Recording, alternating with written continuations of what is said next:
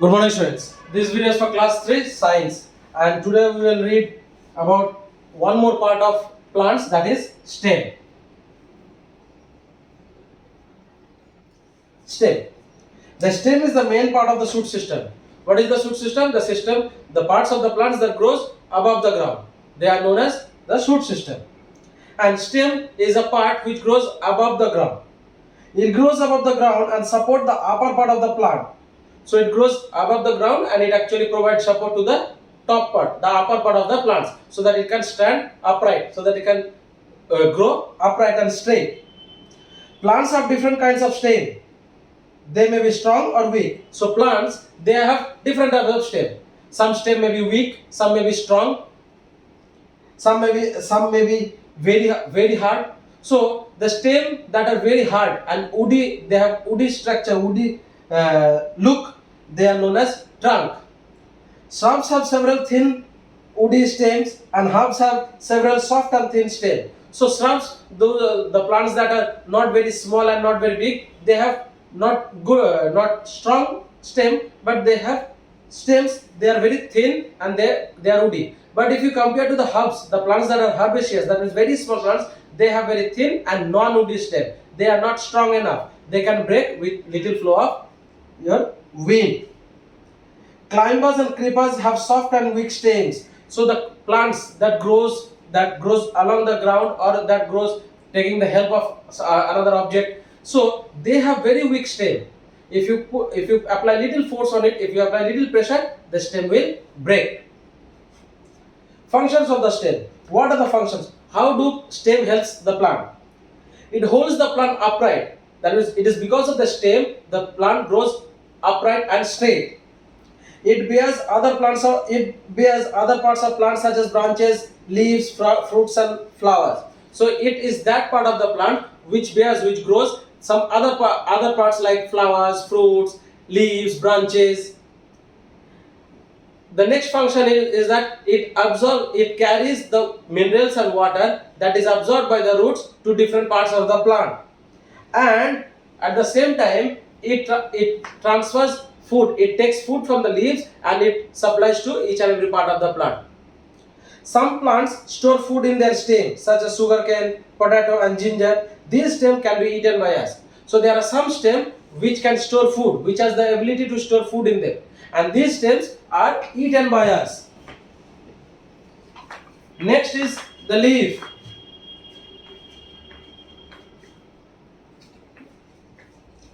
Leaf is the thin flat part of the plant. Leaf is the thin flat and usually green part of the part that grows from the plant's stem or branches. So it is usually thin and flat part of the plant which is green in color and which grows from the plant stem or branches. A leaf looks very simple, but it has many parts. So a leaf is very simple in looking. It looks very simple, but it has different parts. Like for example, suppose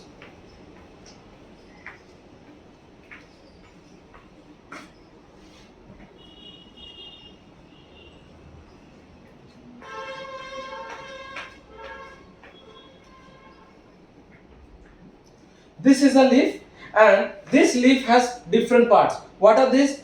First, the flat portion. This flat portion is known as leaf blade or lamina. Leaf blade or lamina. The part of the leaf that is attached to the stem, this is known as leaf stalk. It is also known as petiole.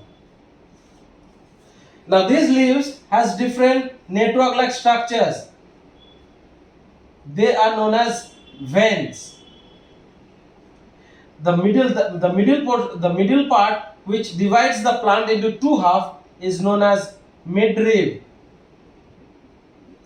So these are different parts, and you have small pores on it which helps in the exchange of gases. They are known as stomata. So let us read the different parts of plants. I have already explained. Now let me go through the passage. The plant and the flat and broad part of a leaf is called lamina or leaf blade. I said the flat portion is known as leaf blade or lamina. Petiole or stalk links the leaf to the plant's stem or branches. So this part it links, it connects the leaf and the stem or branches. It provides a passage for the transport of water and minerals to and from the leaf. So this is the part through which water and mineral is passed from the stem to the leaf, and food is transferred from the leaf to the stem. There are some leaves that lack petiole. There are some leaves which do not have petiole. A number of tiny channels in the form of lines run over the surface of the leaf. So I said they are like channels, they are like network, and they are known as veins. They are called veins. They form a network and carry water and minerals to all parts of the leaves. The line running in the middle of the leaf from the stalk to its tip is called the main vein or the midrib. So this is the main vein or the rib. It divides a leaf into two equal parts. Sorry.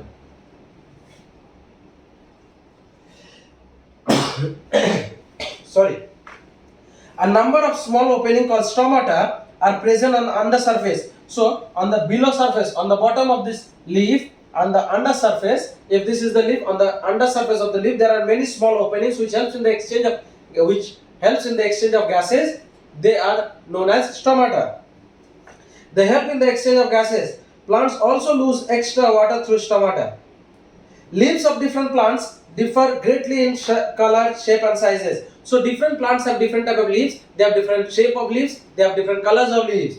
They can be red, green, purple, yellow or orange in color. Plants like banana have large leaves while plants like rose have small leaves. So the size of the leaves depends upon different type of plants. Some plants like Ashoka have long leaves while some plants like pines have needle shape. So the shape, size and color depends upon the different type of plants in which they grow. What are the functions of the leaf? The functions of the leaf is to prepare food. The first function is to prepare food. Secondly, it helps in the exchange of gases. That means taking in of carbon dioxide and releasing oxygen. And thirdly, there are some leaves which store food in them and we eat those leaves. Like for example, cabbage, then we have lettuce, spinach. So these are the functions of leaves. So children, for today we will keep it till here. In the next class, we will continue with other parts. So for today up to this much. Thank you class.